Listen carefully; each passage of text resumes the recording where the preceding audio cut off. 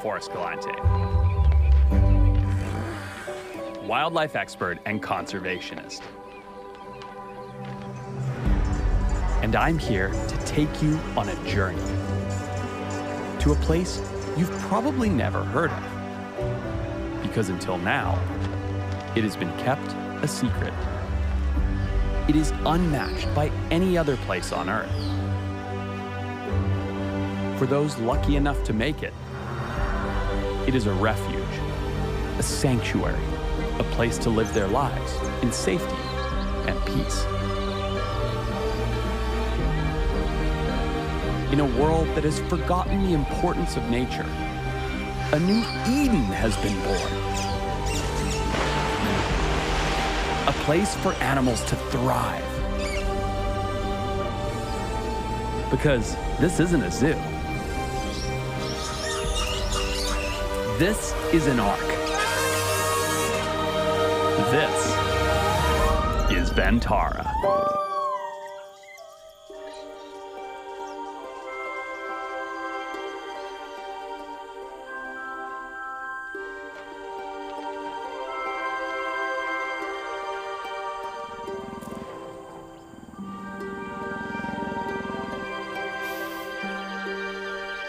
This is the world's largest animal rescue center.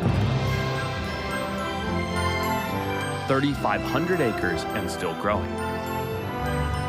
It has several thousand animals and hundreds of species. The policy here, if there's an animal in need, is never say no. So Vantara is growing every day. Not just to provide a place for these animals without a home, but to provide a home for the future of our planet.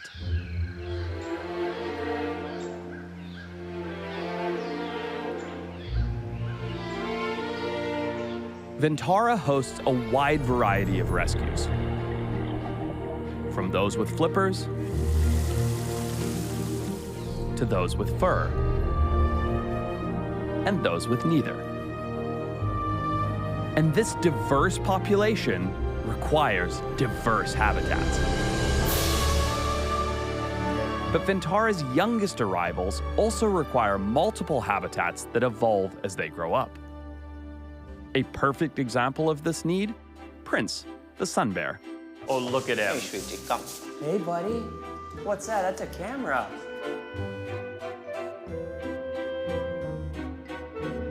Oh, he's gonna eat it. He's gonna eat it.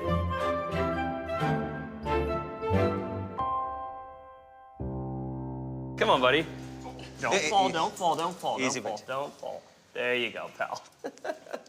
Look at you. You're so cute. Yes, you are. Look at you. Bite the glove, bite the glove. He's really a devilish little bugger, isn't he? He's like a little play gremlin. with the glove. Prince came to us without a mother. He was pretty angry at me, and he was very confused when he came in. So like any human child will be angry, confused at adults. I understood that from the get-go, and I sat with him, and I let him vent out his frustration to a point that he understood, like he doesn't need to be angry anymore.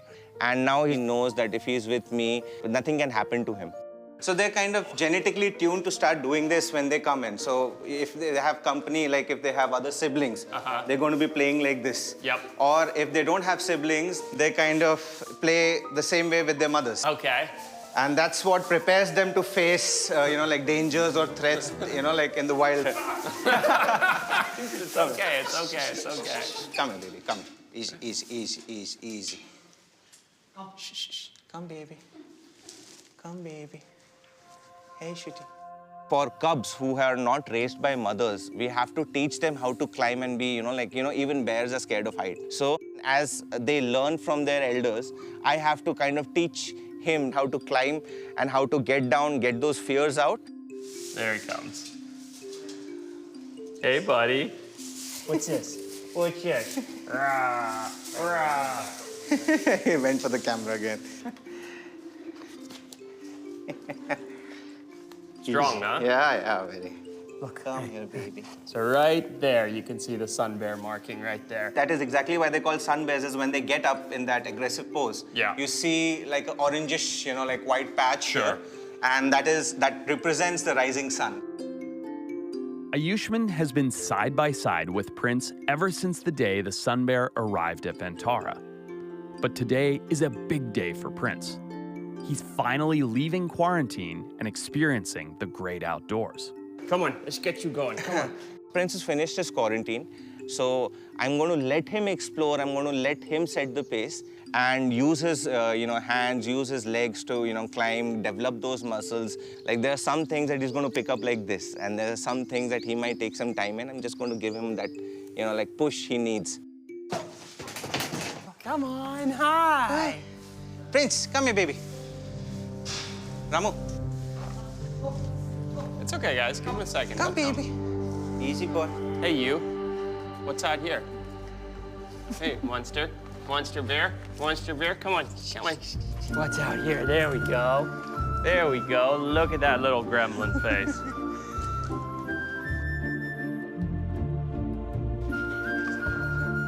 See, he's trying to grab the... He wants the leaves, the fresh green leaves. Cubs specifically love to tear everything apart. And it's the curious phase. It is something like they want to touch, they want to, bite into everything just to see. Come on, baby. I don't know how you're gonna stop him, though. No, nothing. I'm gonna let him figure out how to come down. Come. Prince, you crazy boy. Come, baby. Come on. Good boy. Good boy. Good boy. Goodness. What a good climber. Good boy. There Very good. Wow, that is so agile. This is a very crucial time where I have to let him kind of do a little bit of mischief also so that he understands, what not to do, what to do. You made it down, silly boy. Very unique personality though. Yeah. Very adventurous, very independent. There he goes. He goes back inside. Oh, he's ready for a nap now. So initially when he came in, he didn't trust us. Yeah. Because the way that he was before, he was not really taken care of that much. And now we're all in this together. He seems pretty happy. Yeah. Hey, buddy. Hey, sweetie pie. Hey, baby.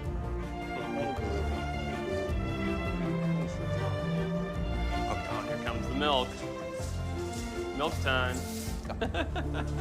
Look at him, look at him. Listen to him. Oh, he's angry now. He says, give me my milk. He's attacking. Easy. There. Easy. There. Look there. Full attack mode. Given more time with us, he's down. going to calm down. It's a pleasure to, kind of, to be able to do this. Yes, absolutely. It's an absolute pleasure. Oh, he's so cute. As I see him grow, I see that, my need in his life is diminishing. Slowly, he's getting more confident, so he doesn't need me to push him or to, introduce new things to him. He's doing it on his own. So I have to take a step back, and it's always heartbreaking, but you have to always look what is good for that animal. And right now, me taking that step back is the, best thing for that animal, and that is what needs to get done. As Prince grows up, he'll need less time with his keepers and more space to roam on his own. It's this attention to an animal's individual needs that makes Vantara work. And there's no greater example of this ethos than the care given to one of the rarest mammals on the planet, the okapi. An elusive animal only found in the dense rainforests of Central Africa. This female okapi arrived to Vantara suffering from a foot condition that could prove fatal if not treated. Look at this absolutely incredible creature. And these unbelievable animals are, to me, one of the most incredible and mythological creatures ever to be discovered, and only discovered in the early 1900s. They're one of the newest known large animals. Look at how incredible this creature is. To me, this is like something that a child would draw. It's like a fabricated animal. It's some kind of cross between a horse and a zebra and a donkey and a giraffe. I mean, they're just magnificent animals. Really, truly one of the most incredible ungulates on the planet. It's a very extraordinarily unique animal in the sense that they are available in a very, very small section of the globe in a Congo forest. They are also called the forest giraffe. I've been working with this okapi since the day she arrived. She came with a very bad feet and laminitic in all the forelegs, leading to disfigured hooves, constant pain, and irregular hoof growth. The laminitis affects the foot of hoofed animals. How is it caused? Nutrition. And it is very painful because this area of the foot is extremely sensitive to pressure, Okay. touch, feel. Everything that we have in our palm is represented here in terms of neuronal inputs. Okay. So when that is inflamed, it's very painful. Sure. And the worst part is there's always a crooked hoof. It's like somebody twisting both the fingers away from each other. Sure. If we don't attend to this on a routine basis, the infection goes in and it forms a bunch of pool of pus here. Cool. So I'm going to start trimming her this feet and this overgrown stuff here. Okay. So what I'm going to do is to let her get used to my presence here because she cannot be anesthetized or sedated for this. Yeah. In the past, her life, 3 or 4 instances they have done that and she's had a cardiac arrest. Easy big girl. And okapi, being one of the rarest mammal, was discovered only in the 1905. So very little knowledge or database is available about how much they can get laminitis, if they get what to do. So it is something, a path breaking every time you take a step. If I want to cut here, I try and give a mock over here, over here, over here, and then she would know where I'm going to do, and I go for it. Oh, yeah. Whenever I get time, I just try and be here, spend time with her, because it's the one-on-one contact that gives the confidence to both of us. Sure. To accomplish. Because very few okapis you can pick up the feet. Very few okapis you can touch. You can They're feel and such touch. They're shy such animals. shy animals. Yeah. It's impossible to know what an animal is thinking. But in a short time, it has become clear to me there is a deep mutual understanding and respect between this okapi and Dr. Ramanathan. Good girl. And it seems possible this additional attention is why several months ago, the okapi that arrived suffering from laminitis gave birth to a miracle.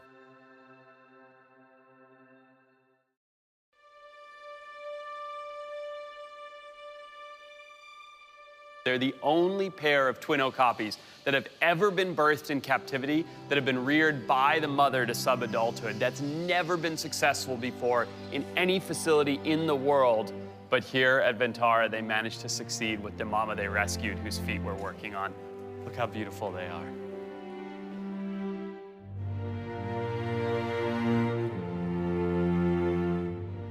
The circle of life is in constant motion here. So the Vantara staff always have newborns to care for.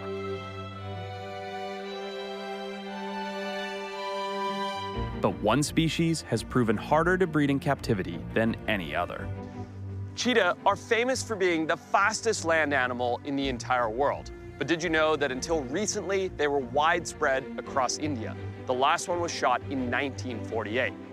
Now, Vantara is working to breed these animals in the hopes of one day reintroducing the species to the wild. However, cheetah are incredibly difficult to breed in captivity. Fortunately, one team has figured out just how to do it. Isn't that right, sweetie? Leading that team is Dr. Adrian Tordoff. Dr. Tordoff is a world-renowned cheetah veterinarian who has come to Vantara from South Africa to support and advise the team here. Today, he's doing a checkup on the cheetah cubs that were born here in Vantara, and he's invited me along to assist. Once Mom is contained in her enclosure, She's inside. Okay, here we go. We can go. we're off to find the cubs. You're gonna be hiding in the long grass.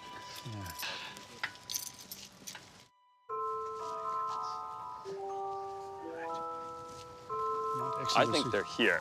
I'm gonna go look over here. Okay, you have a look at that side. Let me just Right. see. Just don't stand on them. I won't. Putting the mother in a separate enclosure is the only way to do a medical checkup on the cubs. But with Mom away, their first instinct is to play hide and seek. Here they are.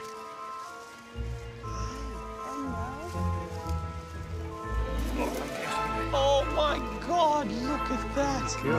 Oh, hello. Guys, I actually wanted to... I know you're going to quickly have a look. Yep. Yep. Yeah. Somewhere in here. Oh, they're getting quite fast already. That's the problem, yeah. Hi. Here we go. Hello. Hello. Look at you. Look at you. So we're gonna sex you, I Yeah, believe. let's just have a quick look. Yeah, female. A little girl. Yeah, they're all three little girls, I think. Good Lord, she's beautiful though. This generation may be the next generation to go back into the wild here in India. It's possible, yeah. Yeah. So she is a wild mom. So if she keeps her distance from us when she gets released into the wild, that's a good thing. Right. We don't want to be totally terrified, but we don't want her to become so familiar with people that she walks up to Right. people in the wild and gets herself into trouble. So it's just a little bit of interaction. Yes, yeah. Right. There we go. Go find your siblings. Go on. Okay. She peed all over me. Look at that. covered in baby cheetah pee. I'll take it. Okay, let's let them reunite with Yeah. mom.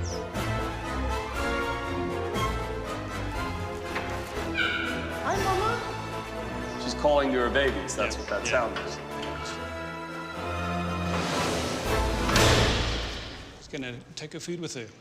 Excellent. Yeah, take it to the babies. Yeah, there we go. What a good mama, huh? Yeah. Amazing.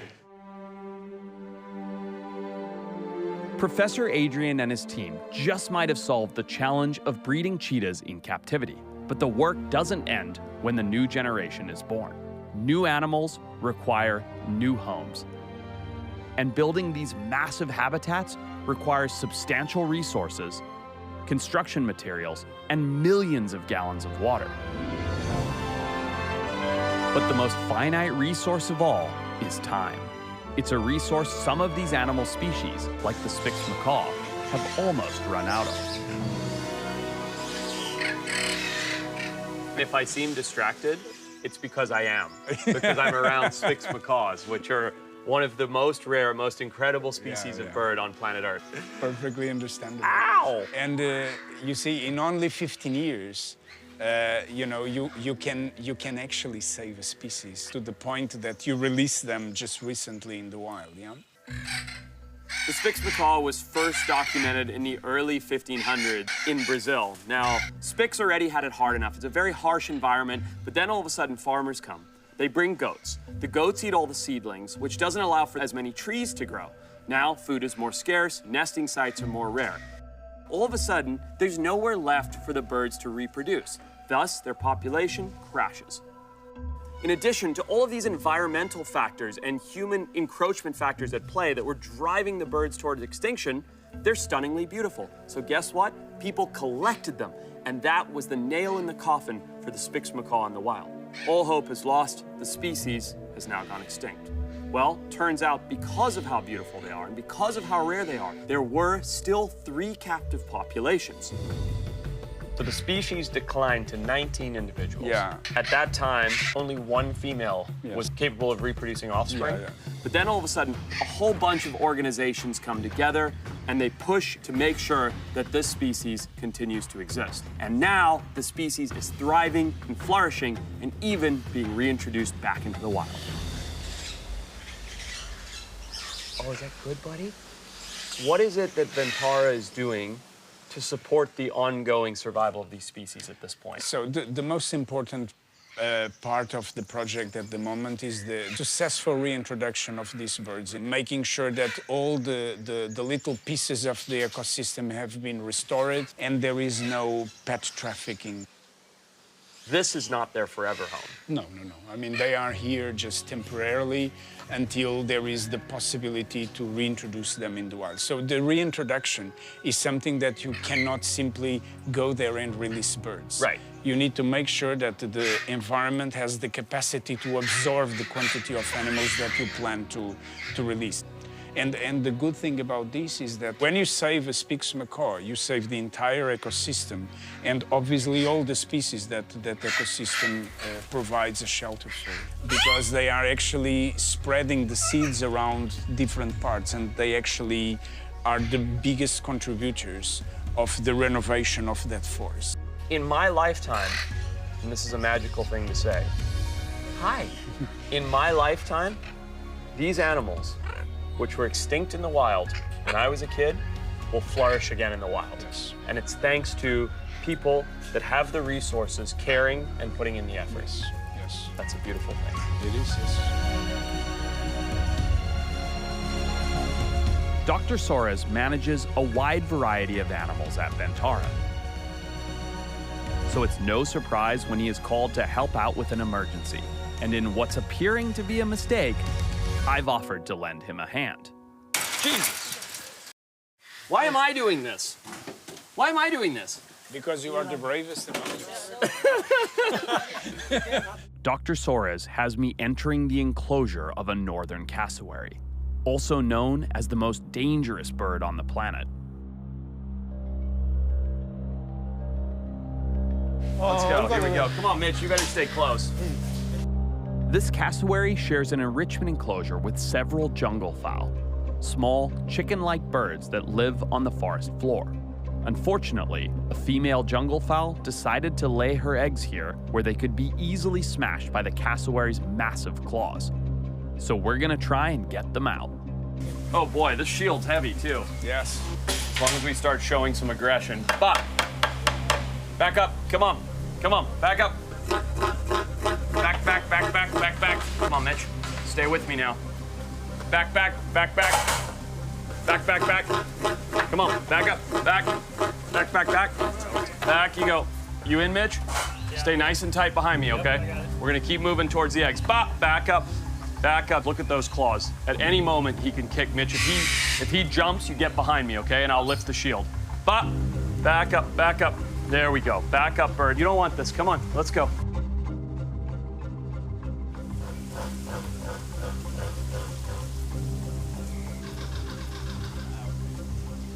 He's looking at me. Oh, God. He's starting to run. What are we doing here? What do I do here? I'm dead serious. What do we do here?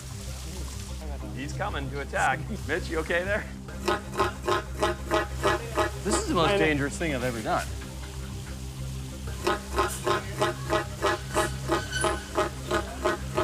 Where are the eggs over there? Yeah, by the end of this log. Okay. Cha! So this is a northern cassowary. Beautiful bird. Cha!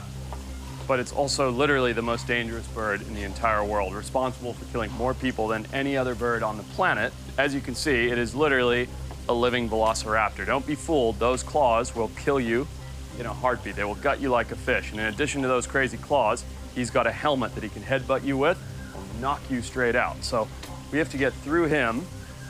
Stay behind me, Mitch, because I've got the shield. Cha! Stay behind me, Mitch.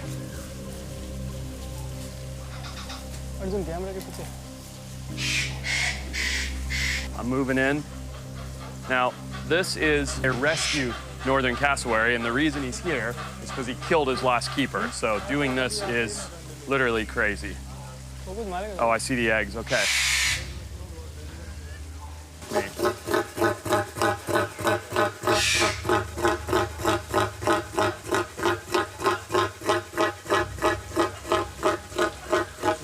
So look at this. He's totally cued in on me. I have to watch him at all times.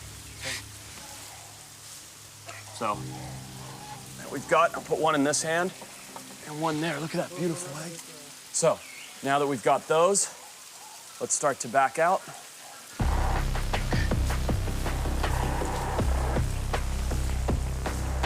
Keep backing out. Don't break eye contact with it, Mitch. Okay. Bop. Back up, Mitch. Back up.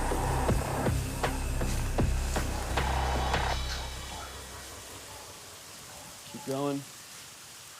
Starting to come over.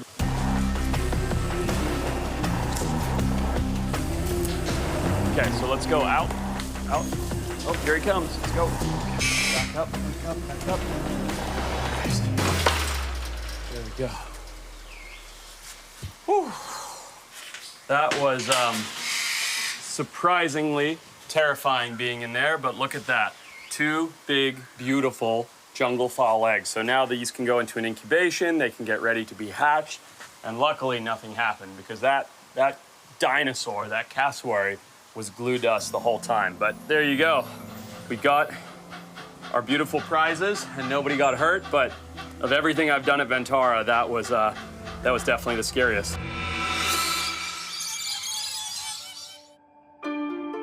It might seem foolish to dance with a cassowary to save a couple of eggs. But eggs are just the beginning of an amazing life cycle that's on full display here at Vantara. A perfect example, the palm cockatoo.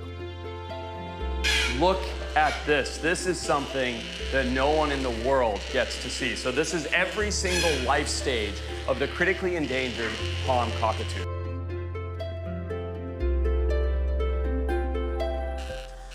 So starting over here with this amazing little hatchling, which is mere days old. These infant palm cockatoos are hatched from a singular egg in a nest that is made during monsoon season, which is why it's born completely naked with no feathers at all. Because if it were to have feathers in the monsoons, it would get soaking wet and it would quickly die. Now, as they develop into these funny little noisy critters over here with these spiky little hairs, they are capable of eating an amazing diet. Unlike almost any other parrot species in the world, they require whole nuts very, very early on. So as you come from about 3 weeks old to around 5 weeks old, they begin to develop feathers, their face becomes that brilliant red color, their feathers start to develop, and they start to build musculature by flapping their wings and getting ready to leave the nest. Then, as you get to a nearly fully formed subadult, you can see they remain a featherless bird on the feet and on the cheeks, unlike any other cockatoo in the entire world. So because these guys live in an area that is so dense with flies in far northern Australia, they're constantly shaking their heads, and they've evolved that to keep flies from bothering them around the eyes. In addition to that, they have these red cheeks that will turn brilliant red during mating or courtship or even battle. And in order to make that mating or that battle, they wiggle their tongues from treetop to treetop with their brilliant sight to communicate to each other while looking around.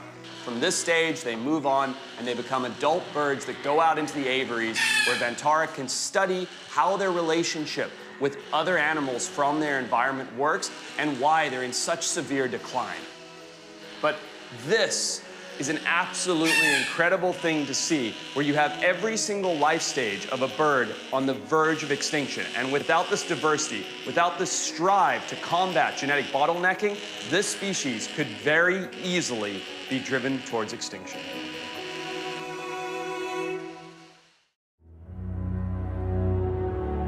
Many of the animals that arrive at Vantara haven't known a peaceful life for a very, very long time, especially if they were rescued from the smuggling trade. The wild animal trade is pervasive around the globe and notoriously hard to stamp out. This is partially due to the fact that there's a lot of money to be made, up to $10 billion per year. Smuggling can also greatly reduce the wild population. Unfortunately, that's exactly what's going on with the critically endangered red-shanked duck. This story is one that's truly, truly incredible.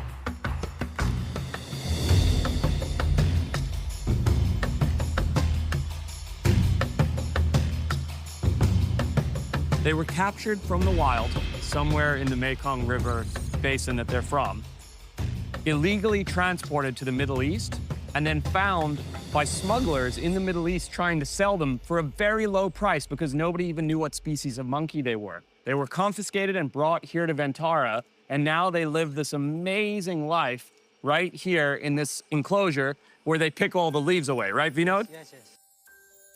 For me, this is a real dream come true. I've always thought that these are the most beautiful monkey species on Earth, and here we are interacting with them, and you can see that they've been around people for so long from being captured from the wild that they're this habituated, this friendly.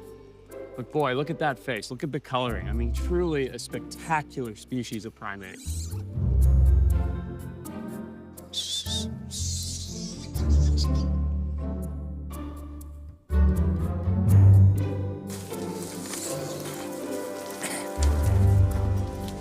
Okay.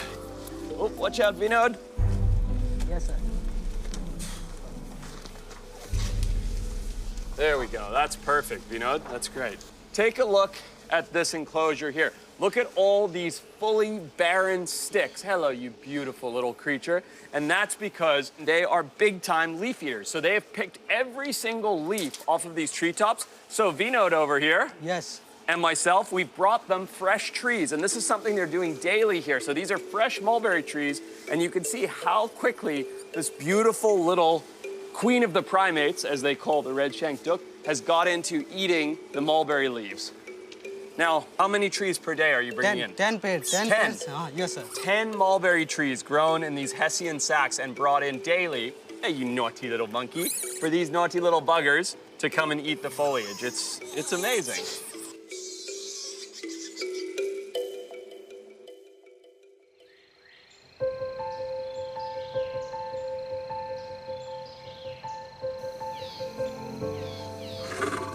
Just like nature itself, Vantara is always changing and evolving. So after being away for some time, I'm excited to come back and check on a few friends. The first on my list, the family of cheetah cubs. They're growing healthy and strong. But today, they're due for a checkup. Okay, so Mom is on the carcass with the little ones now, and we're gonna move in and try and get as close as we can. Obviously, Adrian has built a relationship and a bond with these ones, so Mom trusts him. He's good girl. That's very good. But it's still a mother. She has motherly instincts. So he's going to bring me in as much as he can. But just to be in here with these little puff balls is truly an honor. Okay. It's a good girl. Good girl. She seems pretty relaxed, which is awesome. Okay, so if you can just come around this side, let's just see how she responds. And once you get down, just get down, because they don't like you standing Hovering over them. Yeah. Okay. Look at that. So how cool is it to think that these babies right here could be the future of cheetahs reintroduced into India, fixing that hole in the ecosystem? Yeah, absolutely. They're looking really great at the moment, all nice and healthy and fit. I mean, it's really important that the eating goats here, they will get exposed to the same kinds of parasites that they would get exposed to if they were hunting wild antelope in the wild. And it's very important that they develop the immunity against those range of parasites as well. So do you vaccinate for those things or not? No, we're vaccinating mainly against viruses like rabies, leukopenia, calicivirus, herpes virus. These are things that they will be exposed to, especially by domestic dogs and domestic cats. So Adrian, how were you able to reproduce this female? Biggest problem in cheetahs in captivity is that they get this condition called gastritis, which is an inflammatory condition of the stomach lining. What we've discovered really that diet probably plays the most important role. And of that, the amount of collagen that they eat, so very important that they get skin and bone and the whole carcass, not just the muscle meat. But over the last few years, we found that it's really important that they don't get fed more than 2 or 3 times at most per week. So we give them these really large meals, so they gorge and then they fast, and that is not only beneficial in terms of their gastrointestinal health, but it also seems to have a psychological benefit to them. And of course, that's what would happen in the wild. They'd make a kill. Exactly. They wouldn't waste an ounce of it because they just put in all of this energy to make that kill. And then they'd eat everything they could physically tolerate and move on. But that must be a revolutionary thing that you guys have found here. Well, we've seen it certainly change the way in which we can maintain these cheetah in perfect health. You know, before you're constantly struggling with gastritis in multiple animals. But I think with these cubs, we start feeding them correctly from day one. And the chances that they ever going to develop gastritis, I think, are close to 0, and hopefully we'll be able to demonstrate that. That's incredible. I mean, you've solved the largest issue in cheetah husbandry the globe over just by doing what they do naturally. She doesn't like the boom. Pull that back. It's okay. Just roll on everything here. No. Okay. Damn it, sorry. It's not the first time that's happened this month. Based on their checkup with Dr. Tordif, these cheetah cubs are healthy and well on their way to adulthood. But they're not the only animals at Vantara growing up fast. Prince the sun bear is also on his way to adulthood. So it's been how long since we last saw Prince? Since I last saw Prince? 1 month now. Has he been out in this yet? No. This is literally the first day. This is the first time. Oh, that's lovely. So that is why we are prepping it, so that, we can interest him to explore the right way. We've seen a very rapid, change in Prince. He started growing muscles. He started climbing up. Suddenly you see his legs, like are taller, his body is growing, his weight is increasing, his personality is now becoming more independent. And we're going to slowly release him here. We're going to monitor him very closely. Whoa, this whole thing is for Prince? Yeah. This is crazy, Ayushman. So because these sun bears are arboreal and they like to hide, they're very shy animals. Yeah. So I made him very exclusive tree house over there. I gave him very nice, connections of real wood. Oh, this is awesome. Oh my goodness, he's gonna love this. And then I've made a small perching area for him down also. see that. Now these guys like to bask the sun. Uh-huh. And when they sleep, they like to hide. So I've given him enough platforms where he can, just lounge around, Yeah. enjoy his day. And in the night, I've given him enough obstacles to kind of keep him busy. Imagine coming from his life and then you get to open up to this. So the thing is now, it can be too stimulating for him also. He might take a little bit of time to adjust to this. I'm actually, waiting to see his reaction, how he reacts to this particular place. Sometimes we have to understand the psychology of the animal and how that animal was housed before. For certain animals that come through the rescues, they've been cramped into a very small space for such a long time that their value of space gets distorted. So when you leave them into such a large enclosure, it panics them because they don't know how to process that information that quickly. That is why these gradual steps are taken, and that is why during the quarantine time, we slowly increase their space so that they are okay with it. Okay, so we're gonna take the honey and the fruit and we're just gonna put it around? Yeah. Is this a bittersweet thing for you? Because today is your last day touching him and feeling him. This is it. Once he's out in here, that's big boy life now. Yes, that's it. You might look at it one way that it's being sad, but for me, he's growing up. He'll be responsible soon enough. I only want to be close to that animal to the point that the animal needs me. I don't want to, encroach on their area and to, add my existence in their life unnecessarily. And I just want to take them on that journey and then let them be bears. Well, he's gonna love this. It's exciting. I'm excited. Very curious to see how he reacts to it, though. Prince! I mean, it's a big day. Oh, look at him. He's coming. Oh, that worked. Oh, he says, but that's the place I know. It's okay, bud. It's gonna be great out here. You're gonna love it. Dad's here, so that's comforting. I'm crazy. Hi, remember me? You do remember me. Come on. Just getting his bearings. Yeah, his bearings. Yeah. Princey, look, tree house is up here. Oh, you found the honey trail. This is exciting. It's a good day for a bear. It's a good day for a little bear, huh, buddy? This is gonna be such a great life here. Hey, there you go. Go all the way up to your tree house. Look at that. He's figuring it out. Yeah.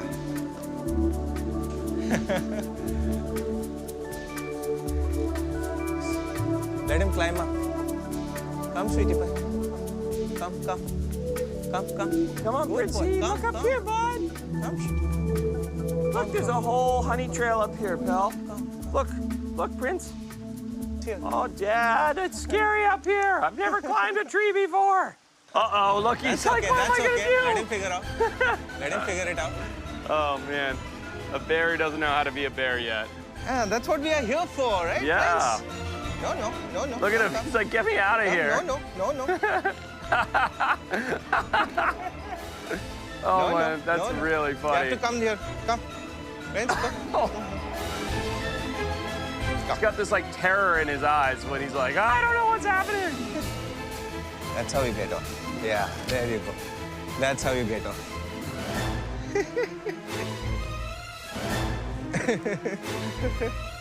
He said, that's it, I'm going back.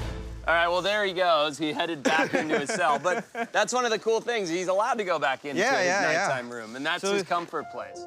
Once I see Prince having control of his life, knowing now he's free, now he's independent, and now he's going to make something of himself, it's just a very warm glow in the heart. He's going to be so happy. I love it. Good job, man. That's great. So much honey. Prince isn't the only animal that has found a new home. 6,000 miles away, a group of Spix macaw raised in Vantara are headed to their ancestral homeland. the Caatinga forests of Brazil. These birds will be winged pioneers, reclaiming the home they were once wiped out from.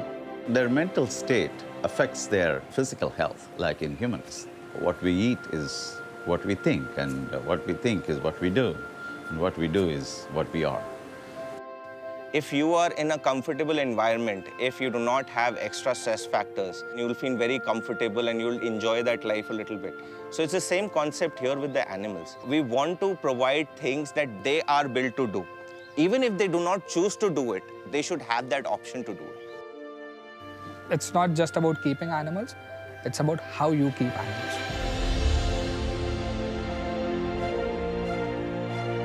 Every day, 1,000 tiny steps are taken towards the conservation of the planet. A new generation is prepped for the wild. An orphan finds a family. And a species returns from the brink. It's all in a day's work here at Vantara.